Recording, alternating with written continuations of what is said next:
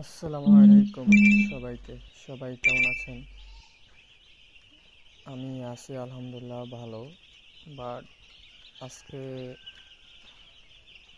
একটু খারাপ লাগতেছে এই কারণে যে আমার মুরগিগুলো আলহামদুলিল্লাহ বুটার আনার পর থেকে বুটার সুন্দর মতন হয়েছে এবং ভালো পরিচালনা, ভালো বাচ্চা, ফিড সব দিক দিয়ে আলহামদুলিল্লাহ।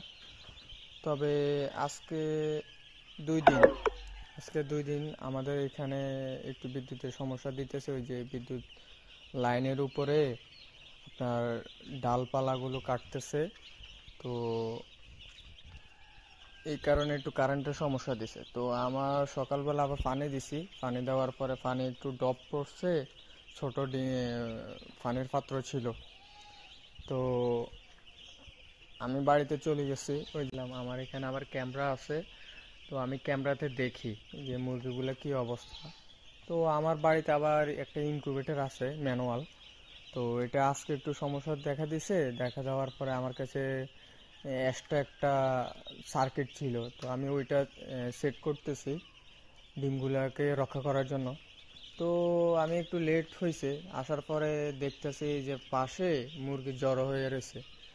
হওয়ার পরে এই যে দেখেন আজকে আলহামদুলিল্লাহ 3 দিন বাচ্চা মুরগিগুলো। আজকে 3 দিন দেখেন আলহামদুলিল্লাহ মুরগিগুলো দেখেন।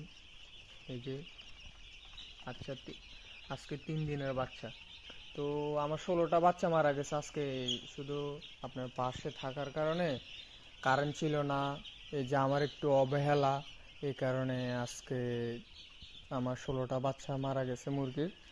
তো কষ্ট লাগতেছে। এই যে দেখেন আমার পাশে একটা পুকুর আছে, এই পুকুরের এখানে ওই যে পানির মধ্যে দেখা যায় কিনা জানি না, এই যে এটার মাঝখানে এই যে এই যে মুরগিগুলা বাসতেছে। আমি ফিশারিতে মাছ আছে, ওগুলারে দিয়ে দিছি। তো আপনারা এই ভুলগুলো যেন না করেন।